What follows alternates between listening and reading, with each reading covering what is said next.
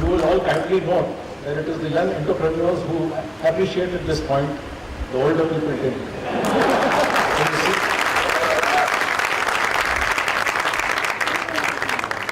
now you will perhaps understand why I am different, as all of you are expected to be. I'll tell you the reason why I don't want to read out the speech. It's a short story. Fortunately, in the program, they haven't given me a time slot. I am allowed to talk and rant as much as I want. So, I'll tell you a story. Many years ago, 1997, I think, to be precise, I was a very junior officer in the Ministry of Urban Development and Government of India. I was a director. One of the jobs given to a director level officer in Government of India is this writing speeches for people. When you are young and foolish, you take that as a great honor. I am writing a speech on behalf of the minister. Let me first clarify. This is a very solemn occasion. I don't want to take anything away from it. But as you will discover, there's a lot more to life than being solemn. We learn a lot more by keeping our minds free and open. I want you to keep your minds free and open. That's why I'm telling you the story. So I was very happy. I was asked to write the speech for my honorable minister, who was going to deliver it in an international conference. So I sat down, and I'm sure somebody must have labored over this one. And I labored over it. I sat down on the computer and did all kinds of funny things and cut and paste and so on. And I created something which I thought was a very wise document, befitting the status of a minister, as I saw it. And then I went and sat. There's a building called HUDCO, owned by HUDCO in Lodi Road in Delhi, where we had this huge international conference. A lot of people there. And I was sitting somewhere at the back, waiting for my speech to be read out, so I could get some satisfaction. And lo and behold, the minister was called, and he brought that piece of paper with him, or he brought a folder, something like this, opened it, and word by word he started reading out my speech. And you can imagine, I was beside myself with happiness. I was really sort of thrilled to bits. But then life has ups and downs, as all of us know. There's never a continuous up and there's never a continuous down, which is a good thing. After he finished reading the speech, which went on for about 10 minutes, he put the speech aside, took out another piece of paper, and then said something which will haunt me till my last day. He said, those were the views of my department. I will now give you my own views. And he proceeded to read out one page, which was a complete contradiction of what I had written. So there is a great danger when you give somebody a speech which you want him to read out, because he may or may not agree with it. And as all of us know in life, when you are not convinced about something, it's very, very difficult to convince the other person about it. Always remember, you carry conviction only when you are convinced about what you are doing, what you are saying. It's very, very easy for the other person to make out that this guy is telling stories. He doesn't believe a thing which he is saying. I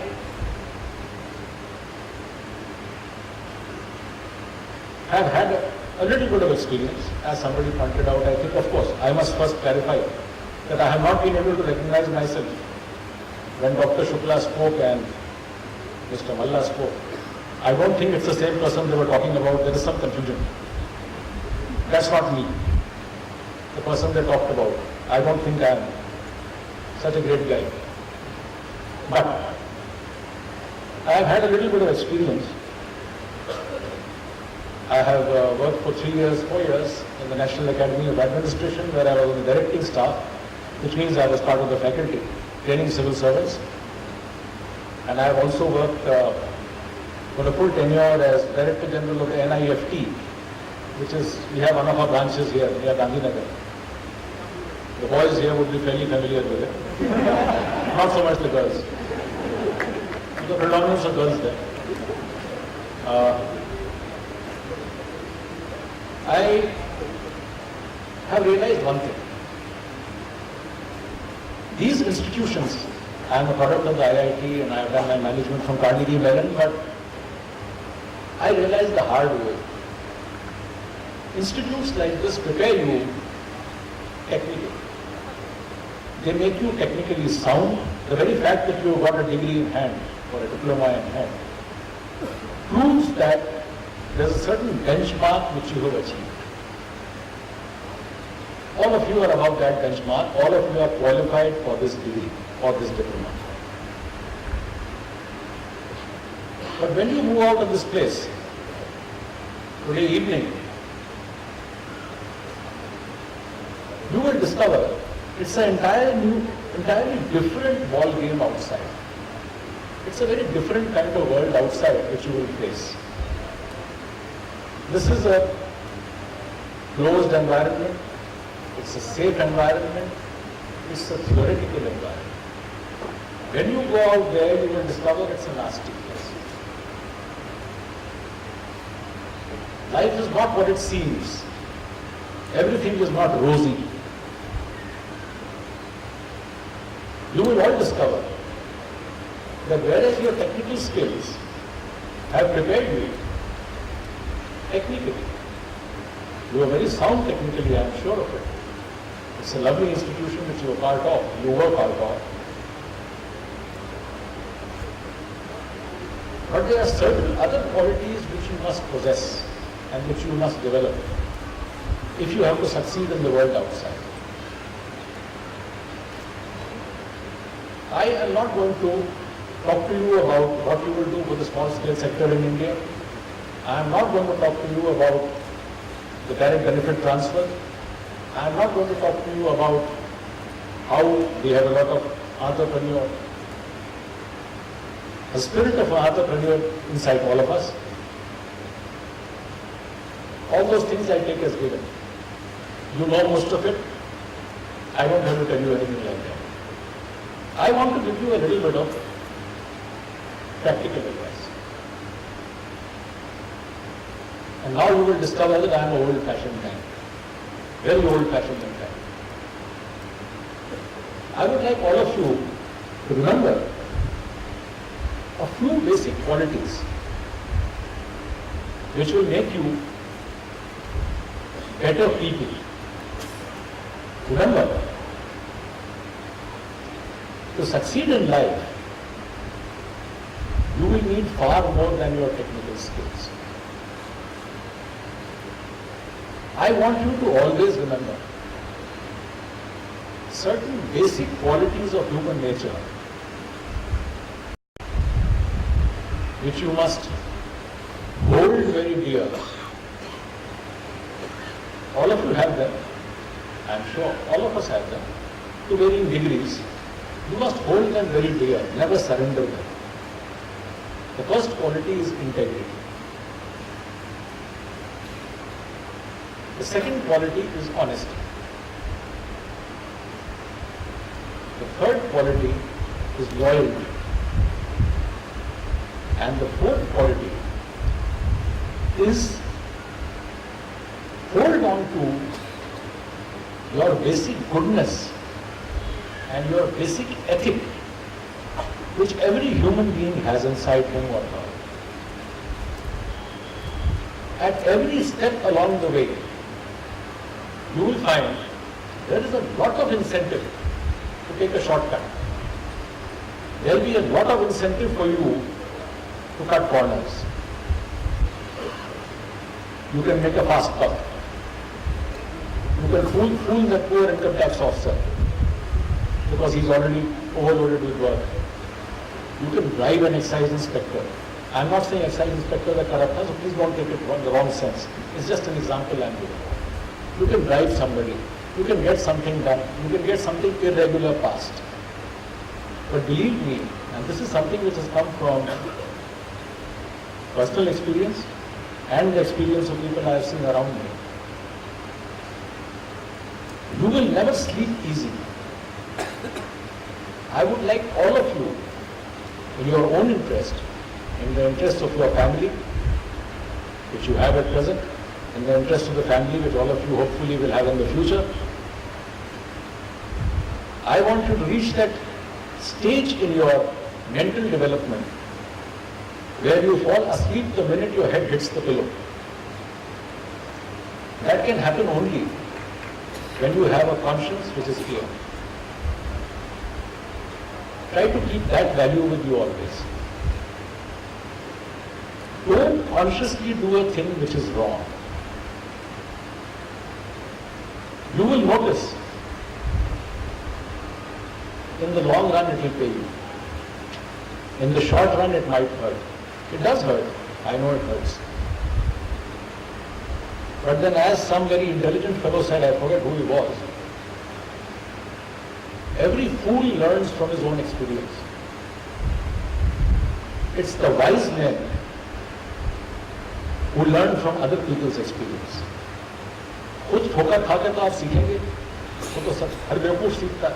आग में हाथ डाल देंगे जल जाए, अगली बार नहीं डालेंगे। पर अगर मैं देखता हूं कि आप जल गए तो फिर मैं बड़ा भारी बेवकूफ हूं अगर मैं अपना हाथ डाल के देखूं मैं जलूंगा कि नहीं। Try to copy the wise man. There is enough life experience around you which you can follow. I am telling you something based on what I have picked up in 34 years of a fairly exciting service, which I was a part of, which I am still a part of. Option is yours. Take it or leave it. I can't force anything down your throat. But as somebody who has been called here to give you a convocation address, this is perhaps one of the most peculiar convocation addresses you will ever hear in your life. When your children pass out, you will never hear anything like this. I think it's more relevant than telling you all about the official work which we expect you to do.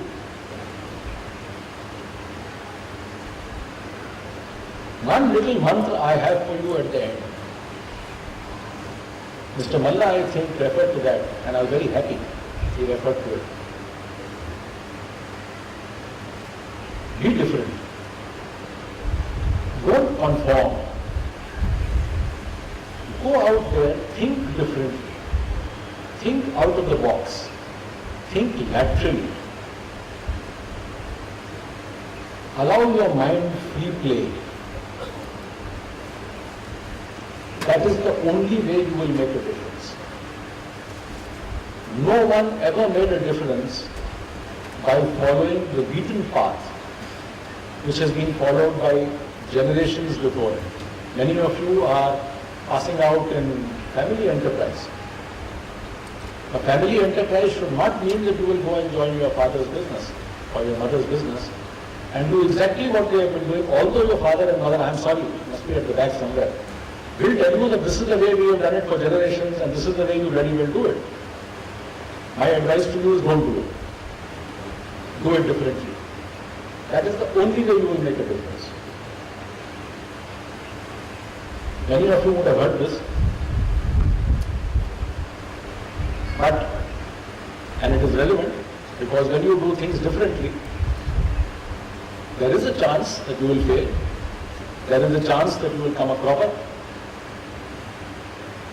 Following the beaten path is always a safer alternative. There is a fair degree of possibility of failure when you do something new.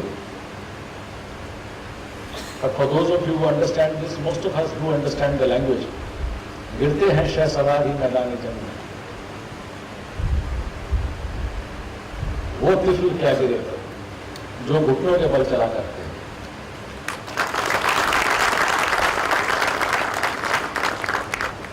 Learn to ride. Even if you don't know how to ride, climb onto that horse.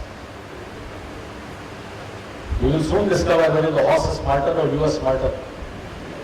Believe me, I have done horse riding, it's part of our training.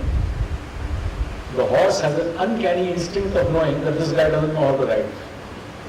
Because either you are sitting on a horse or you are behaving like a sack of potatoes. And no horse likes a sack of potatoes on his back. He'll drop you. Within 2 seconds you will be on the ground. So you will fall. Because some of you in spite of all your good intentions, will behave like a sack of potatoes once in a while.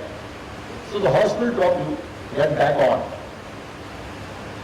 Keep doing it till the horse understands that you are going to stay on his back and you will make his life a misery. Be different, act different. That's the only way you're going to make a difference. Nothing else is going to work. This is the short mantra for success. I think I have already misled you enough. I am sure this goes against everything which you have been taught at this institute for the last 2 years. Your faculty is already looking appalled. Next time they are not going to call me, I am quite sure. I will probably not even be allowed to enter the premises now. And I have all intentions of leaving as fast as possible after this function is over. I don't have to answer awkward questions.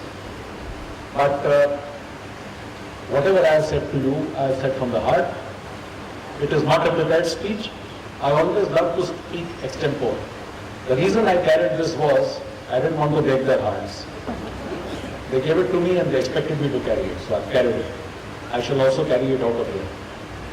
And I shall read it at my leisure later. I have said it from the heart. I mean it from the bottom of my heart. In the NIFT, we used to have about 1,400 to 1,500 students passing out in each convocation. I used to say exactly the same kind of things to them. Even though I was heading the institution, I would always tell them to do different. You are all very dear to us. We have a sense of ownership over you. In your success lies our happiness. Always keep that in mind. I treat all of you, and when I see you, I am reminded of my own children. I feel very happy when I see you. I feel very happy when I see your smiles. I was studying the way each one of you was walking up. It was very interesting. Each one of you, when you came from there to here, or when he or she came from there to here, gave a fair pen picture of the personality of the individual. There were some of you who were hopping. There were some of you who were so serious that, it was almost like it's some kind of a wake. There were all kinds of reactions coming. It's nice. We reflect our individual personalities, and that's how you're going to be different. I want you to carry this with you when you go out. Be different, act different, make a difference. Ladies and gentlemen, I mean you children. The rest of them don't need this advice. I wish you all the very best in your life. God bless you. God be with you. Thank you.